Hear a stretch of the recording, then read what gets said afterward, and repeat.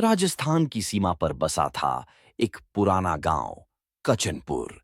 चारों ओर रेगिस्तान, दूर दूर तक सन्नाटा, और गांव के बीचों बीच खंडहरों से घिरा एक प्राचीन कुआं।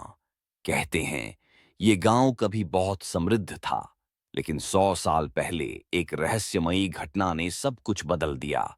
गांव के बुजुर्गों की माने तो एक साधु जो गांव में ठहरा था, उसने गांव वालों को सावधान किया था, इस कुएं को कभी न छेड़ना, इसमें एक पुरानी आत्मा कैद है। यदि वह बाहर निकली तो पूरा गांव बर्बाद हो जाएगा। लेकिन गांव के कुछ युवकों ने उस कुएं को एक मजाक समझकर छेड़ दिया। जैसे ही पत्थर कुएं में डाला गया, आकाश में बादल घिर आए। तूफान उठा और अजीब सी काली परछाई कुएं से निकली।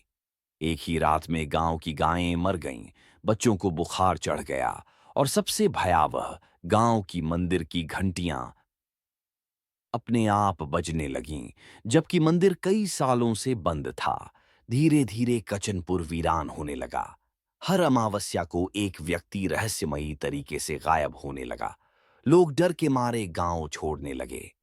केवल कुछ परिवार ही बचे जिन्होंने गांव की रक्षा करने की ठानी। उनमें से एक थी आरती, एक साहसी लड़की जिसने अपने दादाजी से आत्मा के बारे में सब कुछ सीखा था। आरती को विश्वास था कि अगर सही विधि से पूजा की जाए तो आत्मा को दोबारा कैद किया जा सकता है। लेकिन ये आसान नहीं था। आत्मा अब हर घर में अपनी छाया फैला चुकी थी। एक अमावस्या की रात आताई आरती ने गांव के पुराने मंदिर में जाकर तांत्रिक विधियों से पूजा शुरू की। जैसे ही अंतिम मंत्र बोला गया, आत्मा काली धुआं बनकर मंदिर में प्रकट हुई। उसकी आंखें अंगारे जैसी लाल थीं और उसका शरीर हवा में तैरता हुआ भय पैदा कर रहा था। लेकिन आरती ने हार नहीं मानी। उसने जलते दीपक से आत्मा पर गंगा जल डाला और ताम्र यंत्र को कुएं में फेंक दिया। जोरदार आवाज हुई, धरती कांपने लगी और आत्मा चीखते हुए उसी कुएं में समा गई। सुबह तक गांव शांत था। सूरज की पहली किरणों ने गांव को एक नई आशा दी।